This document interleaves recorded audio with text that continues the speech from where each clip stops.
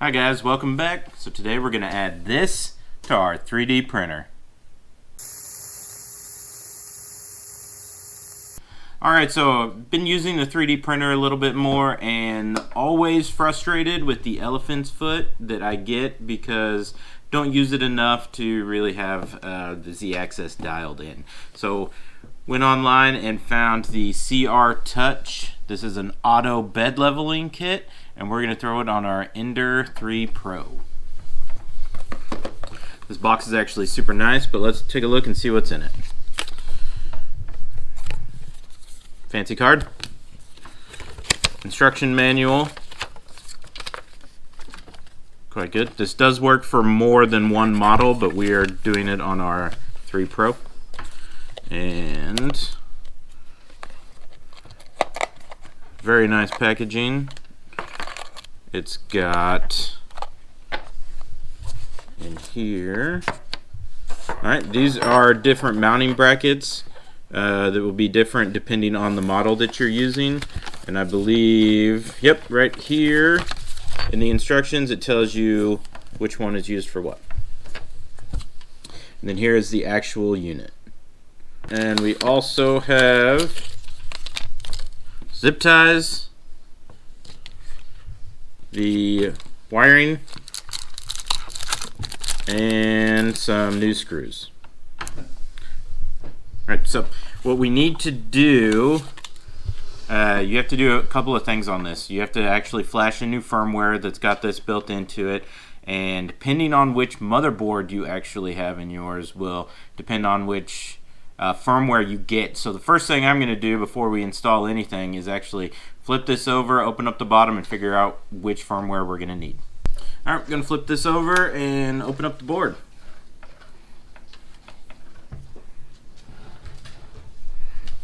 It's going to be under this panel right here.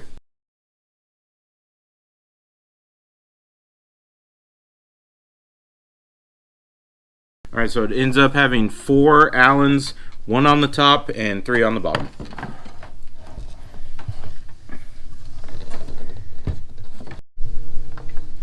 Alright, so what we're looking for is the version on the board, and it is right here. It's version 4.22. Your options are 4.22 or 4.27. So make sure you find that out before you flash any firmware on it. There's also some things I read about it might having a different CPU. So check your CPU and make sure it's the correct compatible one. Okay, in reading about this process, I found that they've actually changed the processors. It is incredibly hard to see. It is right here, this black part. You're not going to be able to read anything on it through the camera, but it's got the model numbers on them, and one of them ends in an RET6 and the other ends in an RCT6. So the RET are the original ones that came with it, and those are safe to use with the new firmware that they have posted, and apparently there's some issues with the RCT, so take a look at that before you start flashing firmware just for potential risk. Mine, I am able to see with a flashlight and getting really close. It is an RET, so we are good to proceed. Alright, before we get the firmware, I'm actually going to plug in this side of it and get the old Z limit switch unplugged. So one of the cool things that they did is that they actually labeled them all so we know exactly which one it is. So I am going to get that unplugged. Alright, we actually had to flip it over and use multiple sets of hands to get this unplugged. So it is now unplugged. It's hot glued all the way on the inside across all of these in one big go. So I used a little tweaker to get underneath the hot glue and pull it all off. So to get this out, we actually have to feed it through.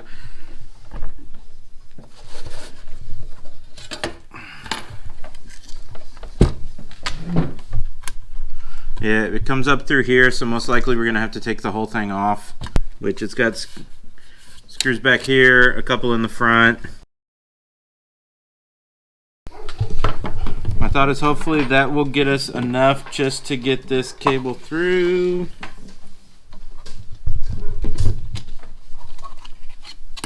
which it did. So just the one screw in the back was enough. All right, we've got that out, so we can take this limit switch off now at any time.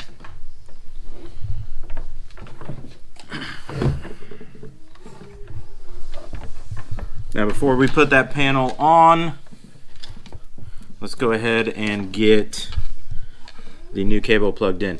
So this only has one way of being able to plug it in, and it goes in this one open slot. The ribbon cable is a bit in the way, so just kind of move it out of the way enough. Yep. All right, so don't forget the Z comes out and the new cable goes in right there. Only one way it goes in, so don't force it if it doesn't feel like it's going in right. And this is part of this bundle, which you do have zip ties. It came with, it looks like 3. So I'm going to put one down here, and then I will put another one. Alright, so this goes through just open aluminum, and this is kind of sharp. I'm worried about it getting this over time. They've protected the rest of this really nicely, but we're going to go ahead and just throw some electrical tape around this bundle through here so that it doesn't get scratched up. Alright, that was a tight fit to get all that in, but that is looking good. So now let's close the bottom up and start working on the firmware.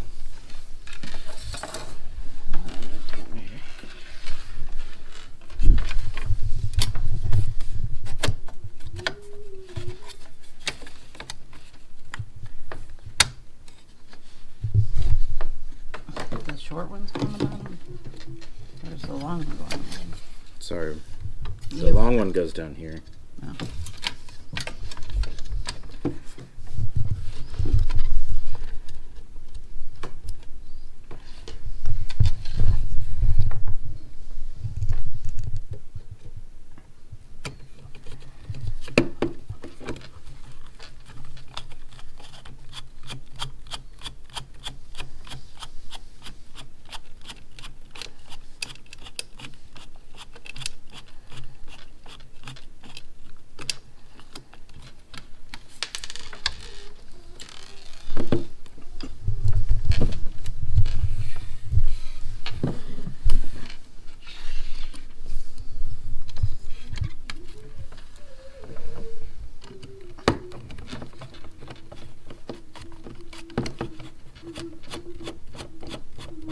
It's a little crooked. Yep.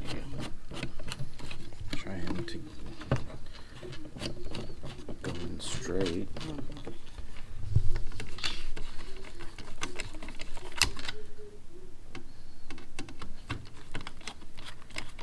Doing it left-handed is the easiest too. Mm-hmm.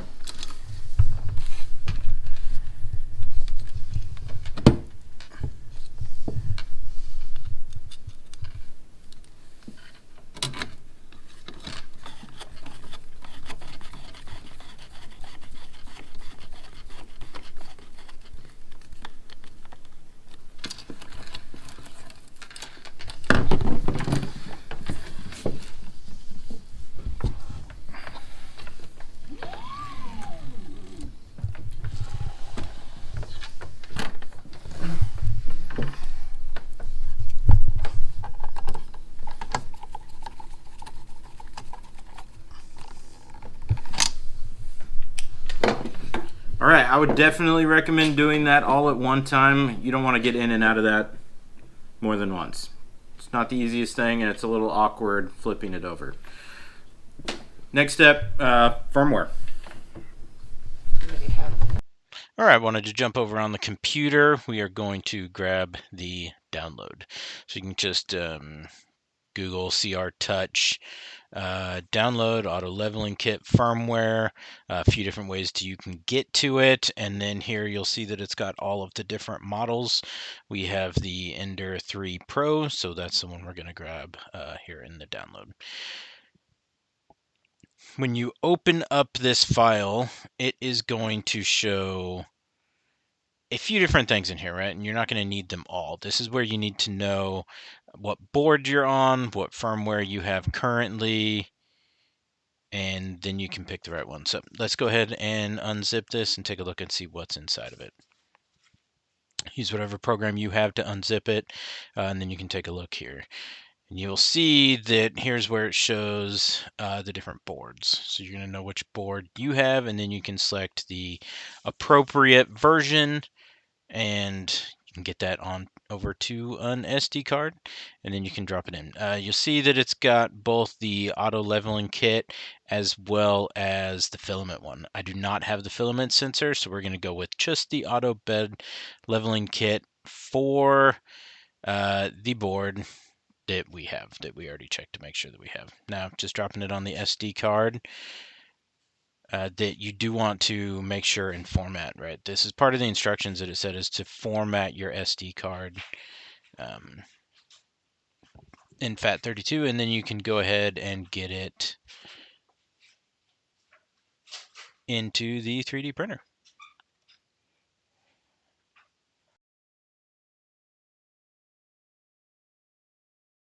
All right, we've got our SD card that we put the new firmware on. Make sure that's seated. Then we can turn on the machine. Now we'll let it do its thing and we'll come back when it's done. Alright, we've turned it on. I actually let it sit here. I didn't need to let it sit here because it pulled it up almost immediately. So if you go into the menu, you can go down to About Printer. And right here you can actually see 20827. That is the software version that we added into it. So now we can get the actual touch piece put on, and then we can start working on the Z-axis. This mounting bracket is the one that goes for the Ender 3. It also works for the CR10, the Ender Pro, the Ender 5, 5S Pro. So just refer to the manual to make sure you get the right model for yours. Now, there's only one way to mount the actual piece. If you do it on this way, you won't be able to plug it in. So we're going to do it this way, and this is where the short screws are going to be used.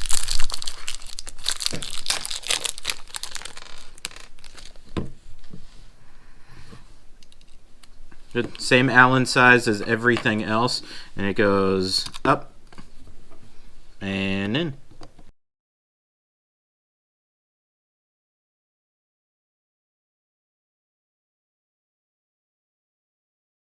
Alright, now on the machine we're going to need to remove these two screws. That's right where that fits, and then it sits over the top of the other one. Slightly longer screws so that it can go through not only this bracket but into where it needs to be. Alright, our screwdriver piece for the Allens was too thick, so we're going old school. Alright, I've fed the wire around. It's going to go with this main control wire. We'll zip it to that as well. Right now we're just going to make sure that it works. And again, it's got little tabs. Very hard to see because they're very small, but it will only plug in one way. Alright, so we've got that plugged in. Now let's turn it back on. While that's loading up, I'm going to go ahead and remove the old Z-axis. Right. This was the old homing switch. It's out there now. Save it. You might use it for something else sometime. You may need to replace one of the other ones, but it will not be used once this is up and running. Now the light came on, so that's a good sign. And now let's take a look at this. So the first thing you're going to want to do is go into motion, and we are going to auto home.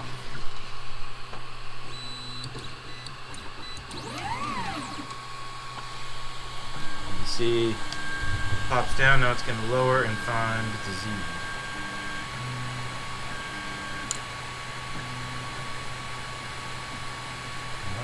So what we need to do now is actually work on the Z-axis, but we want to heat it up At the bottom, you can see, it's very hard to tell, but at the tip, you can see that there is, I'm not sure you can see that on camera, but you can trust me, there is a little bit of filament coming out the end of it still, so we're going to heat it up to melt that to get it out of the way, and then we can get this properly set up. So we're going to go back to main menu, temperature. We are going to preheat for PLA, that's what is in it. You can do, in here you can do the full thing, you can do the bed, or you can do just the end piece extruder. We are going to do just the extruder.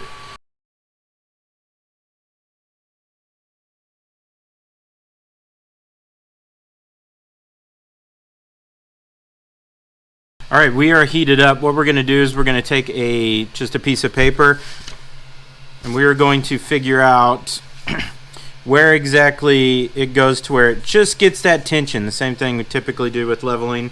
And then we're going to set it into the machine.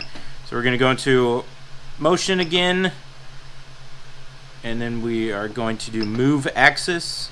We are doing moving Z. We're going to do it by 0.01. And now basically what we're going to do is that we're going to move it down until we start to feel where exactly we need it. And then we're going to set that into the machine. So just slightly move your paper and then keep moving the head down, and then when it feels tension, we'll stop there. So 7, there's a little bit. 6, there's nothing. 8's got a pretty good feel on it. 7, I just start to feel it, so we're going to go with 0.7, negative 0.7. So we can go back up to motion. Now we can do probe Z offset. And we know we want this at negative 0.7. Alright, we've got that. We are going to level the bed now.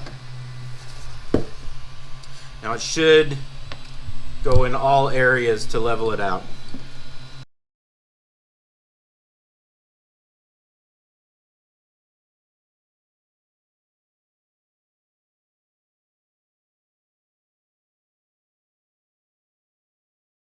Alright, so that got all of our settings. Back into our menu, we are going to go down to configuration.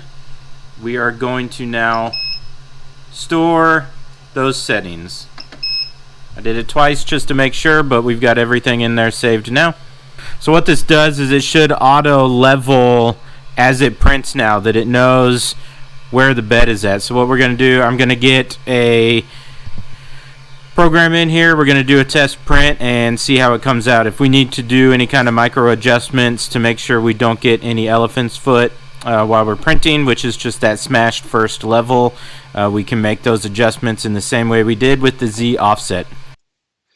Okay, last step here is we need to make some changes in Cura so that it will use the mesh and update. So we go up into preferences, printers, you pick the printer you're on, and we are going to click on the machine settings.